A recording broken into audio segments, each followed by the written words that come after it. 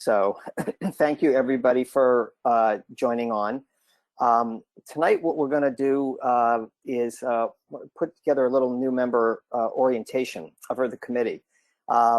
This particular committee is one that addresses a number of the issues within the Advocacy and Policy Council, and you'll see what some of those are. This will not necessarily be completely comprehensive, but hopefully it will be a good introduction. We'll give everybody a sense of what it is that we do, and we'll also hopefully provide the basis for asking some questions. So I'll try to move through this quickly and be respectful of the hour. And let me see if I do have the controls here.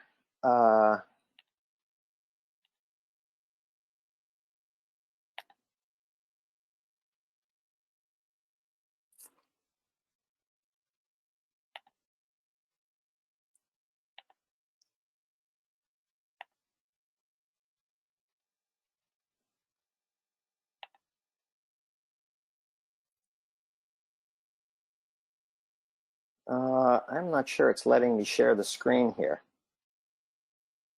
Let me see.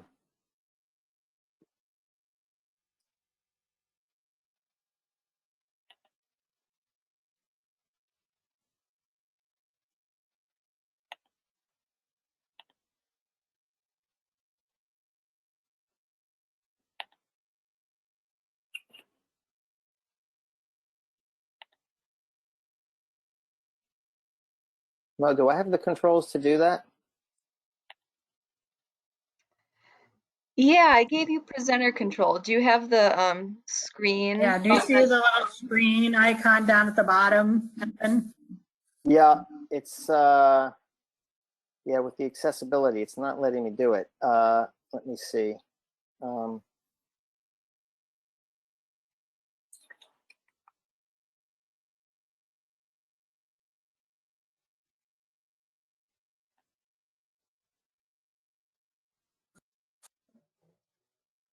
Did you want me to share mine and then just tell me next slide? Yeah.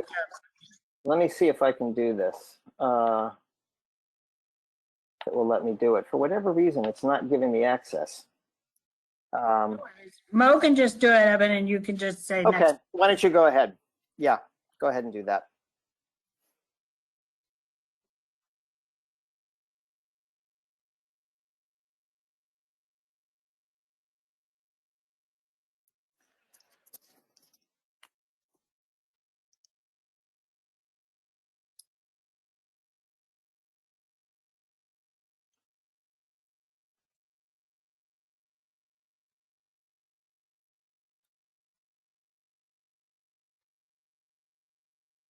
Okay, great. Thank you. So as I mentioned, this is our new member orientation. This committee technically is the Performance Measures Committee. It has through the years been known as the Quality and Performance Measures Committee, which perhaps somewhat more accurately reflects all of the things we do. So I've left that in there for the purpose of the presentation. Let's go to the next.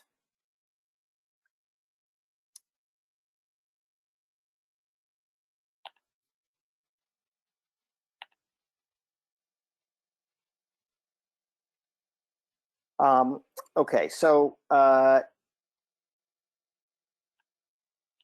sorry. So the Quality and Performance Measures Committee, as I mentioned, is part of the under the umbrella of the Policy and Advocacy Council, which is there with some other committees, including Government Relations, the Coding, the PAC Steering Committee, and the VA Vascular Surgeons Committee. I am Evan Lipsitz. I am now the new chair of this committee. I've been on this committee for several years. The committee will eventually have a vice chair, but as per the SVS policies, the vice chairs are generally not appointed until somewhere within the first year after a new chair starts. The staff for the committee, this is our wisdom, our expertise, and our continuity. Jill Rathbun from Galileo Consulting and Mo Malik, who is from the SVS. And they will be guiding us through all of our meetings. And of course, Jill and Mo, if you have anything to interject, please just jump right in during the conversation. And if anybody has any questions, also feel free to jump in or just jot them down and we'll ask them at the end. So the scope of work of this committee is to monitor national quality initiatives. We submit, maintain, and test vascular performance measures. We implement SVS activities and quality and performance measures that involve vascular interventions and vascular disease management. And we communicate those developments in these quality initiatives to the SVS members. Next. So I thought it would be important to go over some of these fundamentals. Now, this may be a little bit more basic for some, but I think it's important to have it as a background. So the first thing is what exactly is a measure? So quality measures are indicators of the quality of care provided by physicians. There are specifications for measure construction. They have a numerator and a denominator. The numerator is the clinical action, which is required by the measure for its performance, and the denominator is all the eligible cases or patients that measure that eligible patient population or set of cases. Next.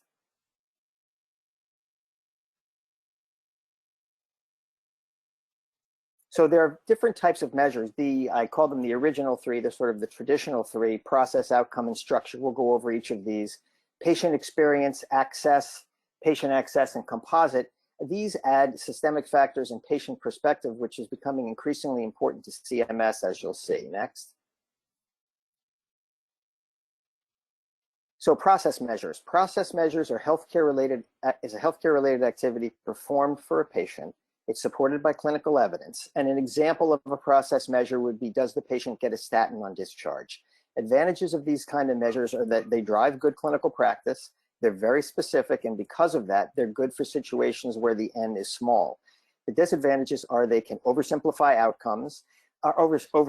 the outcomes, and they are influenced by patient factors, community factors, and they're easily topped out. And what that means is that once you have a measure such as statin on discharge, once everybody catches on and 99% of the people are prescribing it, the ability to discriminate between 98% and 100% is not quite so good. Next. Outcome measures. This refers to the health state of a patient that results from care. Outcome can be a clinical outcome, a functional status outcome, a quality of life outcome. Also supported by evidence, these types of measures require risk adjustment. And you're familiar with this from your practices. So an example would be discharge alive without major complications following a AAA repair. So the advantage of these is they're comprehensive and they really reflect the end goal of what we're trying to accomplish.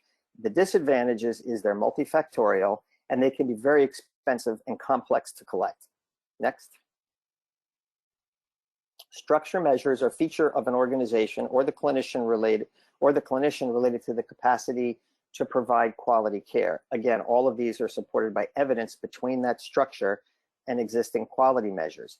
An example of this type of measure would be a nursing staffing ratio, let's say in an ICU, or a nursing skill mix ratio. So the advantages of these types of measures is that they support adequate programmatic resources, but the disadvantage is that they may reflect narrowly defined quantity issues and not in fact translate to quality issues. Next. Patient experience, patient access measures. These reflect patients' observation and participation in their care that results in a change in health.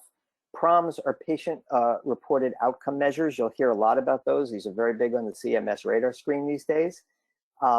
These refer to the attainment of timely and appropriate care, generally based on survey results. An example would be an inpatient's report of how often their doctors communicated well. So the advantage of this is that it includes the patient perspective, it's patient-centric, but the disadvantages are it can be very subjective and again, impacted by many factors. Next. So this is an actual example of a measure. I know the slide is a little bit small. It's something you can go back in and review at a later time, but this is what it looks like posted on the website. So it'll tell you information around the collection type. This one is specifically for rate of carotid endarterectomy for asymptomatic patients without major complications, discharged home by post-op day 2. It's an outcome measure. You could possibly argue that it's a bit of a composite measure because the discharge at post-op day 2 is a bit of a process issue. One could argue that. gives you a description of the measure, tells you instructions for how you're supposed to report this measure, and then gives some very detailed information about the denominator, the numerator, what's the rationale, and any specific updated clinical recommendations based on the measure. Next. So what about the data sources for these measures? So some of these are routine. These are easily available, but not particularly granular. And that includes things like claims data, death certificates, hospital or office records or administrative data, and hospital discharge data. Then there are special collections. These tend to be very granular, but perhaps not so generalizable. And these can be condition or specific or procedure specific registries like the VQI. PROMs would fit in this category. Surveys to patients or providers or even to the general population. And then finally, clinical vignettes or direct observation. Next. So the measurement life cycle and development, this is something that the committee is involved in. There's several phases. The development phase includes conceptualizing the measure, developing an evidence base, defining the basic elements of the concept, then specifying the measure, which is instructions for how the measure is to be collected and reliably implemented, testing the measure to determine if it's feasible to actually collect the data that would be required for the measure. Once all that is done, next. The after development part of the cycle is the implementation. So there's submissions to the National Quality Forum for endorsement, CMS selection for use in Medicare programs, and then the actual rollout. And finally, the use, ongoing, and evaluation of maintenance of these measures with ensuring ongoing value is added to the quality, that quality is added to this reporting, and ensuring that the measure construction remains stable. So the measures should be reliable, meaning they're free from random error, and they should be valid, meaning that they measure the intended outcome, process, or structure that they are meant to. Next. So not too much detail on this, but the National Quality Forum, it's a non-for-profit, nonpartisan, member-based organization that catalyzes improvements in healthcare. SVS is no longer specifically a member, and maybe Jill can add something to this a little bit later on. We do have an SVS member on the steering committee. We continue to work with them, and this group reviews and approves quality measures. Next. The VQI was in fact a qualified clinical data registry. We'll talk a little bit more about that means. QCDR in the past, it is no longer. The QCDRs are CMS approved, and participation in the VQI in the past had satisfied the quality and clinical performance portions of the MIPS, again, which we'll talk about later. And we continue to work with, in conjunction with the VQI in measure development and maintenance. Next. So part of the other work of this committee is to communicate and educate SVS members, and some of the things that we have done, will do, are webinars in conjunction with other branches or other committees such as VQI, the PSO.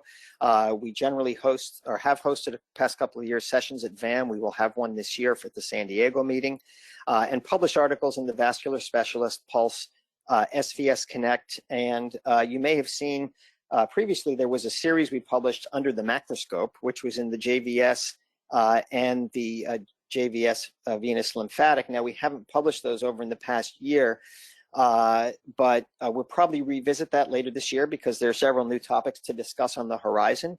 These were very short articles, 500 words, no abstract, 3 references, and referenced in PubMed. So as time goes on, we will develop committees and ask people to potentially work on some of these as we reinstitute them. Next. Also, we help determine some of the SVS positions and provide regulatory comments on the proposed and final rule. This slide just is to give you some perspective on the dates that were involved for the 2021 rule. So the proposed rule was first displayed in July of 2020, a few days after it was published. There's a time for public comments, which is something that we helped the SVS do. That was due in September. The final rule this past year was issued after that review, and this year was a little bit late. It was in early December, displayed and published a few days following. Next slide. And for this year's rule, And part of the reason we've pushed back some of the meetings is because the display is imminent. I don't know that that happened today, but it should be at some point in the next several days, published shortly thereafter. And then there will be 60 days after the display date for us to provide comments. And the final rule this year will probably come out sometime around November. Next. This, I think maybe we'll go to this a little bit later, but this is it's on the CMS website, the QPP CMS website. There's an overview of the final rule. This is an overview fact sheet. There's also a table. Maybe we can show that at the end, Mo, because I don't want to interrupt right now. But we can go to that and talk about some of the differences between the years. So going back to the presentation, just a couple of other things to note. First of all, the Affordable Care Act does not equal MACRA. MACRA is the Medicare Access and Chip Reauthorization Act. It's now unbelievably over 5 years old. MACRA theoretically is bipartisan and maybe here to stay. Not really sure. If the ACA is repealed, would MACRA stay? I'm not sure, probably not in its current iteration. But what we're going to talk about is the impact of MACRA on the quality programs. Next. So basically, this from the perspective of participation is what happened with the when MACRA came into effect. So basically, clinicians groups could choose two different payment pathways, and on screen left is the MIPS. This is the merit-based incentive payment system. And on the far left, in the yellow dash line, present is no longer present. This was several years ago. But this was the way that quality was reporting through advancing care, value-based modifiers, and PQRS. But what the MIPS pathway brought in was breaking down the reporting into 4 separate categories, which will then give you a composite score and report, which will be used to determine payment. So the 4 categories are quality, which originally was 45% of the score, resource use, which is cost, 15% of the score, clinical practice improvement, 15%, and advancing care information, which is basically EHR, meaningful use, that was 25%. And these percentages change over time. We'll go over that in a later slide. The other option for physicians was to participate in alternative payment models. And these are such things as ACO, bundled payment models, medical homes, pay per performance. There's a number of different models that are available. Now, most clinicians, at least at the start of this, 80–90% were going to be reporting in the MIPS. APMs requires a certain infrastructure and a fairly large infrastructure to support, and we'll go over that at the very end of the presentation. So next. This slide shows how the categories are going to change over time. And essentially what you can see here is that this is the plan. This may not in fact happen, but quality it becomes a lesser percentage, while research use, which is cost, becomes a larger percentage of your score, and the clinical practice improvement and advancing care stay the same. And this is over the 2019. It's budget neutral. So the positive adjustments are the same as the negative adjustments, which in point of fact means it's one pie and there's winners and losers. So if everybody does great, it's not like everybody gets a great bonus. And if everybody does terribly, it's not like everybody takes a big punishment for that. Currently, the highest bonuses that have been paid out, and this is something we talked about on our call the other day, were 5%, which is, and you'll see that the number should probably be higher at this point. And the highest penalty was 2%, and this was largely due to COVID. COVID has thrown all of this off. CMS, in fact, used the 2019 data for 2021, and they'll probably use it again for 2022 as well. And what that means is they're using your performance in 2019 to determine the payment in 2021 and the payment in 2022. Next. So this is what I was alluding to in terms of the payment timeline. So the top row here, well, first you see the years. The top row is the fee schedule update. So right now the red arrow points to where we are or about to be in 2022. So we're in a no fee schedule adjustment period here. The penalties, the payment adjustment, plus and minus, are in the process of going from 7 to 9% over this year, but as we just said, they've really been going between 5 and 2%. And those are for people who are reporting in the MIPS.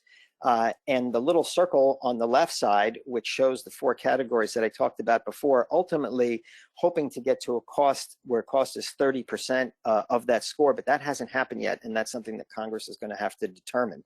On the bottom, APMs qualify for, if you participate, for an incentive payment, and we're well into that structure right now, and you can also be excluded from reporting in MIPS if you participate in those certain APMs. Next. So folks who are eligible to participate, providers and clinicians, this is the criteria for 2021, performance year 2.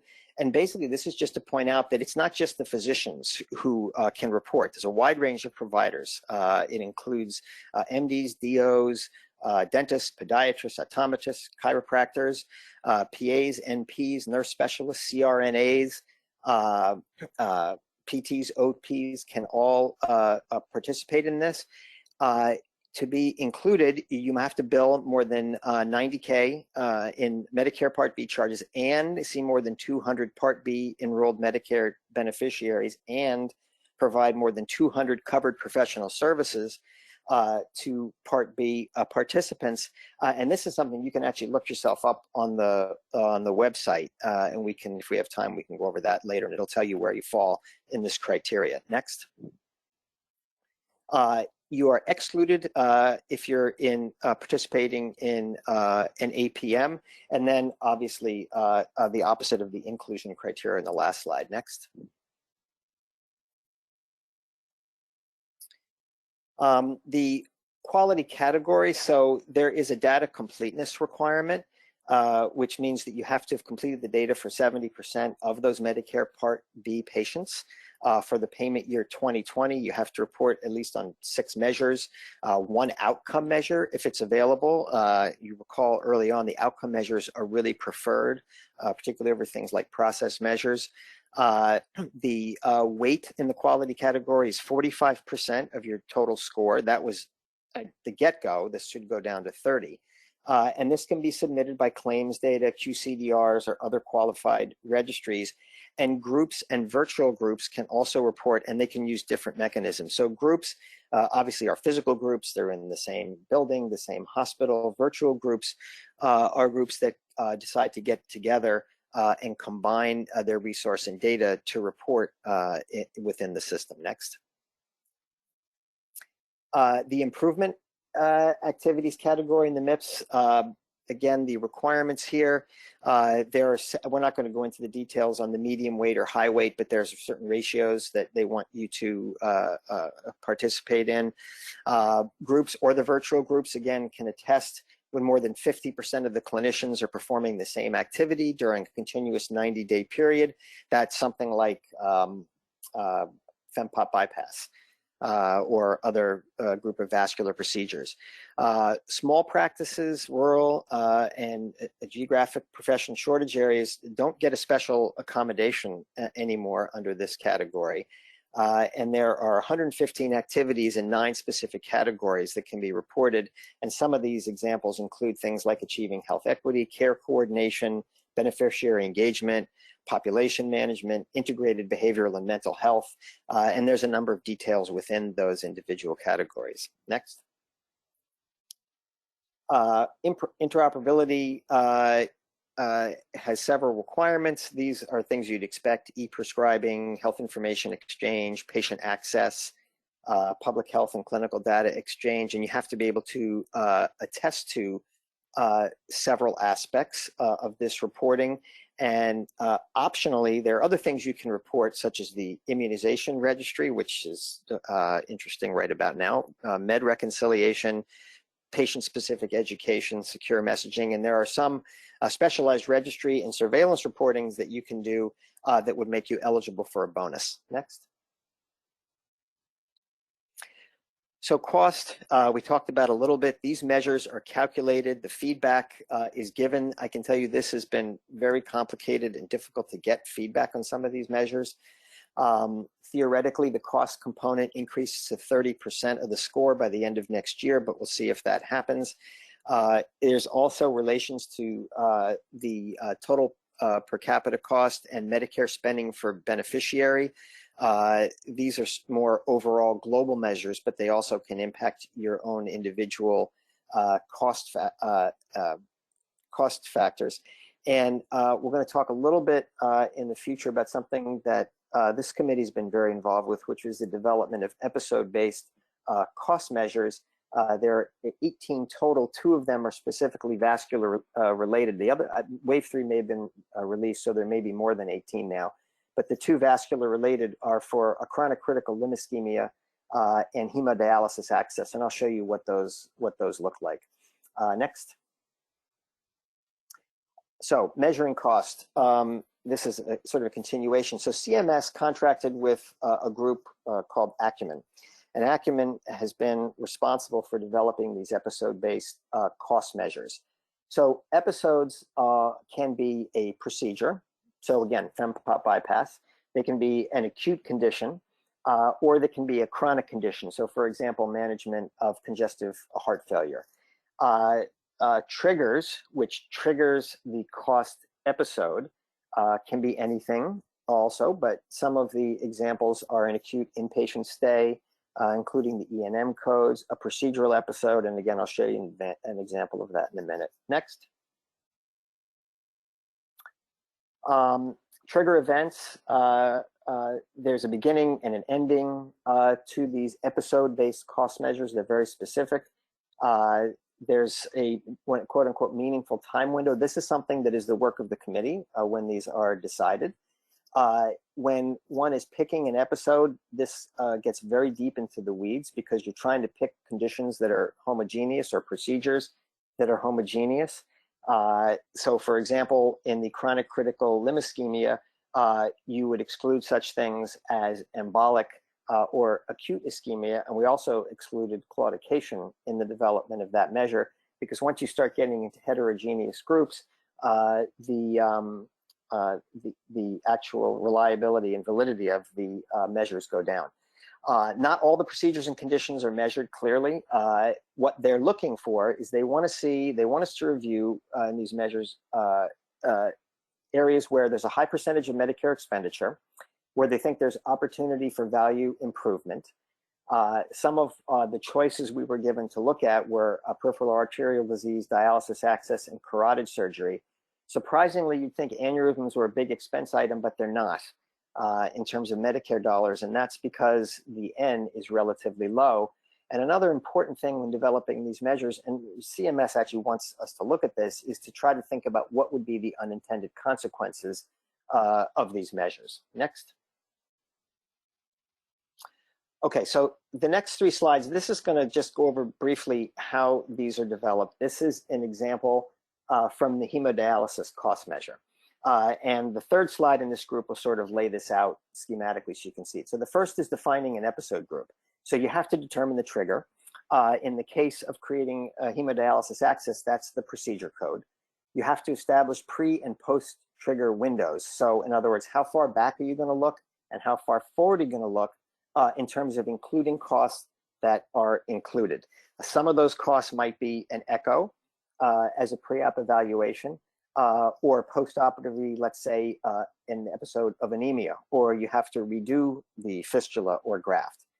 You have to define the subgroups. So again, the subgroups need to be homogeneous, but they also have to contain enough episodes. So they have to be not too big, not too small, in other words. So the decision here was to include fistula and grafts together and not to separate them. You also have to define exclusions, and an easy exclusion here was hero grafts, but anything that is excluded in the development of a cost measure is fair game for use in future waves. So for example, we excluded claudication in the critical limb ischemia episode development, but that doesn't mean that it can't be used later on in a future wave development. And the reason, what waves refer to are anywhere from say 7 to 10 cost measures at a time, episode-based cost measures that are rolled out together. And these roll out over a 1-year period. So we are getting up to the 4th wave now. And this particular measure was developed as part of the 2nd wave. Next. You have to decide who the episode is attributable to. There must be an attributable clinician. This becomes very complicated, obviously. You assign responsibility based on the NPI or the TIN. The costs have to be assigned to the episode. So the service and costs that are going to be included, and they're based on the role of the attributed clinician. And then some risk adjustment needs to be considered. And these are factors outside of the clinician's control and based on the patient's clinical status. Next. So Mo, for this slide, when I say next, the next one will just pull up the animation. I just didn't include them all because I think it's easier to look at this way. So this is a schematic. So this is hemodialysis access creation. And again, this is a lot of the work that the committee does, and I'm sure several of the members will hopefully get to serve on some of these committees during your time with us. So the first thing is to develop a trigger service. So in this case, it's AV access creation codes. Next. So subgroups for this are the develop of graft or fistula. Next. And exclusions, not a hero graft. So a hero graft code is automatically kicked out. Next. So next thing is to decide on the window. Next. So there's a pre-trigger window. So anything that occurs within a look back of 60 days is eligible to be included in the cost assessment for this access creation. Next. And then a post-trigger window, anything that occurs from 1 to 180 days is also eligible to be included in the cost. Next. So the green triangles will indicate a service that is assigned to the episode. So for example, that pre-op echo, or the patient has anemia based on bleeding from the procedure. Next. And the pink triangles are services not assigned to the episode. So something completely unrelated to the creation of the AV access. And determining this is not always the easiest thing either. Next. So there are going to be attributed clinicians. So this is, for the purpose of this exercise, is whoever creates the access. And I can tell you this is a lot more complicated for the hemodialysis access creation than it is for the critical limb ischemia, because there are many more hands in the pot, as you all know, in this area. Next. And then you have other clinicians who will be performing services at the same time. For example, routine physical visit to medical doctor. Next. So there are a number of services that are assigned to the episode. So these green triangles and the procedure, which is the trigger, are all going to be included in the cost attributed to the clinician placing the access graph. Next. So the patient may have other procedures and other events that come in, some of which may be assigned to the episode, even if not attributed to the responsible clinician who created the access graph. And some of these will not be assigned to the episode. And you could imagine, again, getting very deep into the weeds with this, really difficult to parse all of this out, but very important, because nobody's going to get dinged for one single episode. You have to meet a minimum number of procedures for this to be accounted for. But nonetheless, you can see that over time, some of these services that are assigned to the episodes but out of the control of the clinician who placed the graft can be somewhat difficult to manage. Next. And then the final is risk adjustment. So clinician has no control over this. And after the cases are risk adjustment, then a score is developed. Next. So how do you report in the MIPS? So you have to elect the same MIPS identifier for all the categories. So if you're participating in different measures, again, same identifier. You can report as an individual. You can report as a group. A group being defined as 2 or more eligible clinicians that have assigned billing rights to the same tax identification number, or virtual groups, which you mentioned before. Next. So these are some of the options for reporting in MIPS. So here are the categories on the left: quality of care, cost, interoperability, and improvement activities. And the reporting mechanisms are listed on the right. So for quality, we discussed a little bit of this. You can report through QCDRs, qualified registries, electronic health records, claims data, cost, specifically through claims data. Interoperability, again, QCDRs, attestations, electronic health records, and improvements through attestations, QCDRs, electronic records, and qualified registries. All these are options. And the push, which you'll see as we get to the very end, has been to get as much reporting as can be done through claims data to reduce the reporting burden. Next. So the score, the final score, this has to do with performance threshold. You have to meet a minimum number of points. There is an exceptional performance threshold for which you can meet if you accumulate 85 points. The threshold increases over the years, as you can see here.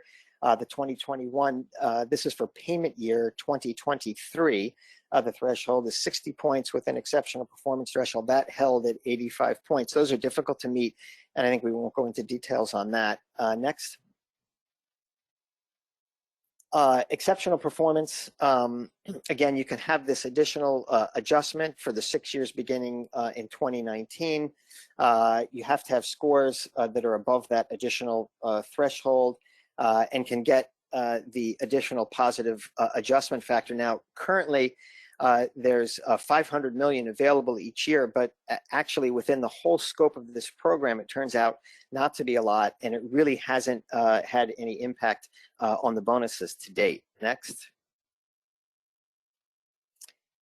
So this is, again, maybe we can get to this at the end if there's time, but this is the website, the QPPCMS.government, and there's some other websites that are helpful, but really this one gives you most of the information you would need to go to from this committee, and will also lead you to other information that you need to see. You can see here, this is just instructions. It'll give you a list of quality measures. You can develop your own list. Any measure you want, you can look up. You can see what all the vascular measures are, and we can go through that again a little bit. Next. So a word about APMs. So the alternative payment models are a new approach for paying for medical care, and basically they incentivize quality and value and ask that providers and organizations share in some of the risks. So the requirements for advanced APMs is that they will provide payment based on the quality measures that are comparable to the MIPS quality measures. Has to be done through certified electronic health record technology, and the individuals or organizations must bear a financial risk that's in excess of what is considered a nominal amount, in quotes, obviously, or you're a medical home. So most of the APMs that cover our SVS members are actually ACOs, accountable care organizations, and most large groups actually are attached to some APMs, and I think Jill had mentioned the other day that actually most of the SVS members or large groups don't always know that they're attached to these ACOs or these APMs, but it is ultimately, if you're managing costs well, to your advantage to do so, and there is a push to get people involved in APMs, and development of vascular APMs is also another function of this committee and something that we're working on an ongoing basis. Next.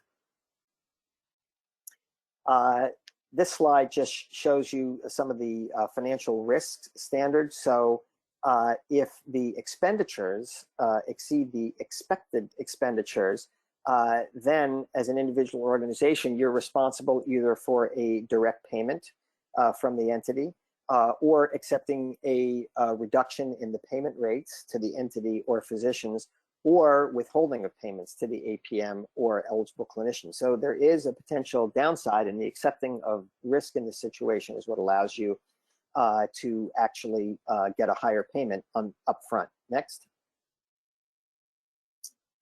So just a note about the COVID response. This is actually something that we had in the last year orientation. Basically, a number of things happened. The submission window for data was extended.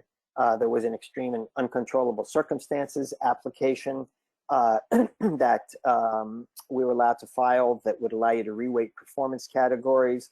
COVID-19 trials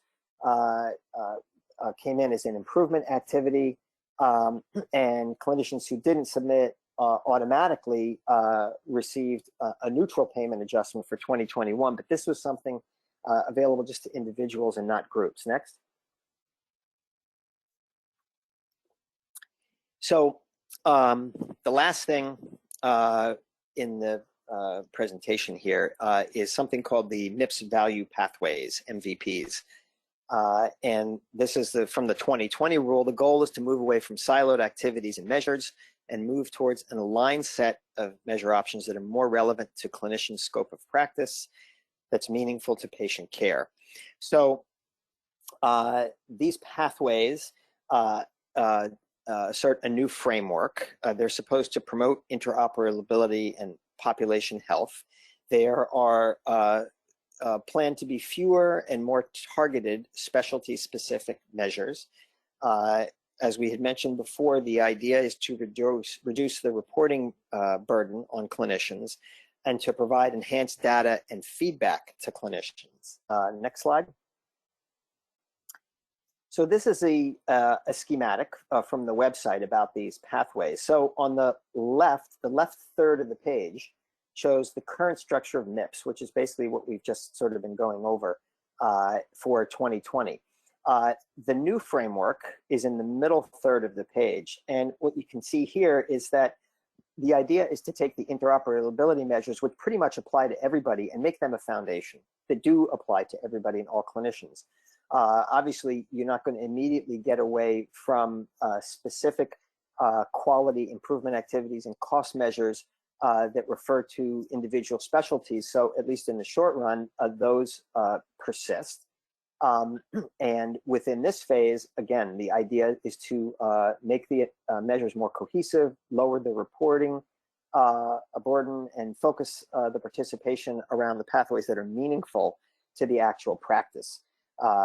So get away from all the more general, for example, interoperability, and focus on the specific quality improvement and cost measures for the specialty. And then ultimately, in the future state, which is on the far right side of the page, all of these become integrated with cost and quality aligned.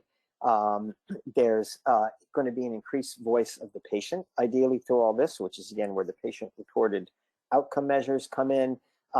Ideally, an increase in CMS provided data, so claims data. And the concept here is that this will facilitate the movement of more and more practitioners and groups into APMs, because this is what really the push is. The push is to get everybody into an APM ultimately, and not have the majority of people reporting in the MIPS. Next. So this, again, we won't go into detail.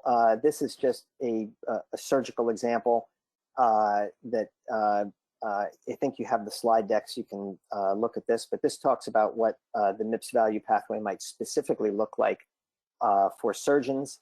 Next. Okay. I think that's it.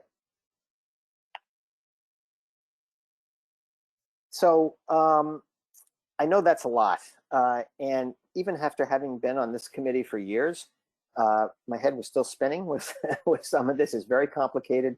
It's a moving target. It changes, but you know, it's very interesting, and I think that the committee certainly has a chance to have an influence, positive influence and impact for the specialty, and really, you know, medicine as a whole. If you sit on some of these episode-based cost measure committees, there's people from all different specialties, all different jobs within organizations, and it's very interesting to hear what's what's going on. So I don't know, Jill or Mo, do you have anything to add to that before I open up to questions?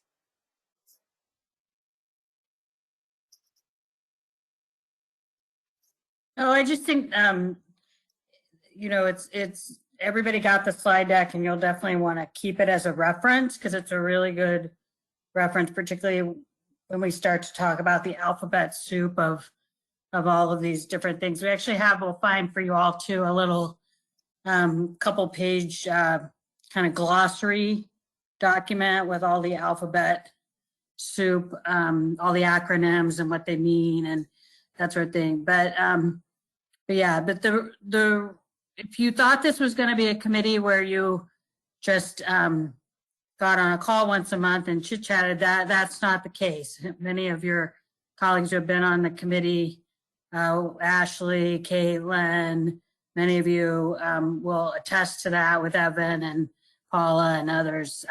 We're a committee that writes things, and we do documents, and we make measures, and we are working on these MVPs and writing comments, and so we do lots of projects. So we hope you all who are new to the committee will want to volunteer eagerly for some of our projects that are in progress and some of the new projects that'll be coming.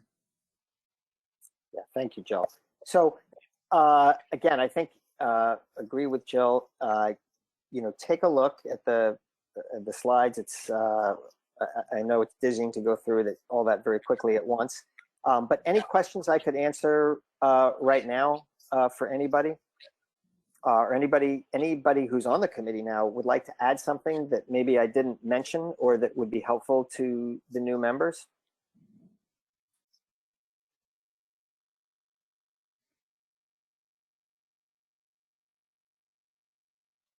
Evan, I can just add thank you for the presentation, and this is a committee very dynamic. There's a lot of things that you're learning all the time.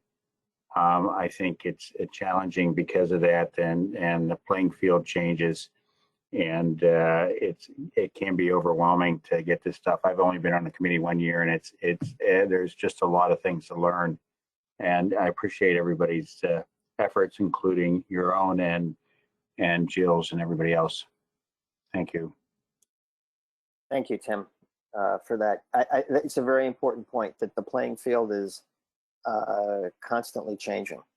You know, we depend on our consulting and SVS team to keep us abreast of all of this, which they do an excellent job of. One of the reasons that we've pushed, one of the reasons we push back the call, the next couple of calls, because we are waiting for this rule that we're going to be responding to. So there will be some upcoming activity in the near future.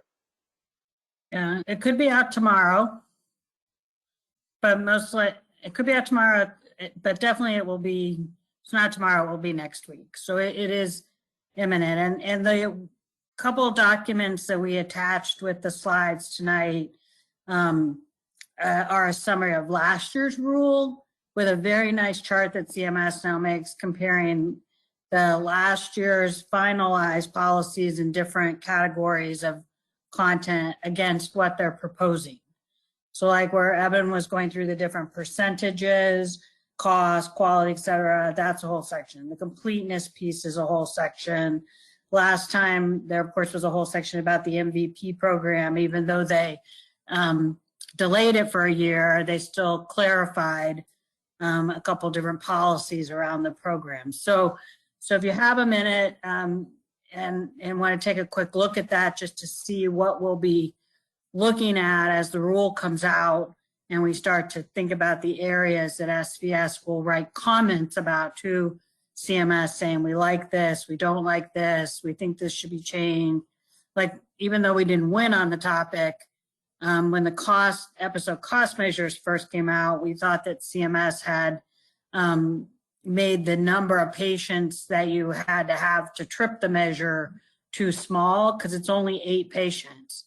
If you treat 8 patients with the CLI trigger code in it, you're going to be measured on that episode cost measure. And we just felt that 8 was too small given the size and scope of the measure that you could get a very high cost patient as one of the 8s and get a bad score. So we tried to increase it to 20. We thought that was a little better denominator, but CMS didn't buy it. So you know, it can be specific things like that. It could be, we've been fighting on should the cost percentage go to 30% because the episode cost measures are still very young. We don't know exactly how they're going to perform. CMS has been very slow on the feedback on their performance. So we've been trying to hold off that movement to 30% cost for quite some time now. Congress had to step in, but they will have to step in again, or CMS by law will have to go take it up to 30. So there's things like that when the rule comes out, we'll be walking through all of these different sections. And maybe too, Mo, we'll look for and we'll send you all maybe the last 2 years of comment letters so that you can see what a comment letter looks like, how we set them up, things that we've commented on, etc. So we'll send you those here in the next couple of days too. Hey, Evan, thank you, Rizvi. I just, you know, it's very interesting to see this perspective. I haven't been exposed to this alphabet soup of things, but it's very interesting. I want to know more. But my question is the measures that are out there, and so are we helping them figure out what to measure, as well as giving input on how to how to appropriately measure the things? Is that what the goal is, or is there measures that are already out there and we're sort of commenting on them alone? No. So good question. So there's two. So the existing quality measures, for example, the carotid that I showed, that's something that we would comment on. We'd help them maintain. If there's new ones, we would help develop. We would update them. The other type, the episode-based cost measures, are a whole different thing. Those are new, coming through CMS. As I said, there's probably only about 20 some odd of them, and they have a long way to go before they can cover all cost comprehensively. But the idea of the quality measures should apply to the existing quality measures, outcome, process, and so on, should apply to as broad a swath of the patient population as possible. The episode-based cost measures are going to, as they're rolling in, are going to target the areas where there's a high degree of spending. So that's one of the reasons that aneurysms was not in any of the early waves. It will probably come up later. But for right now, it's the ones where there's the most expenditure. But the committee does have some latitude to select what they choose for an episode-based cost measure development. So does that make sense? I hope that answers it. It's distinguishing between existing quality measures and then episode-based cost measures. No, definitely. That definitely helps. Thank you.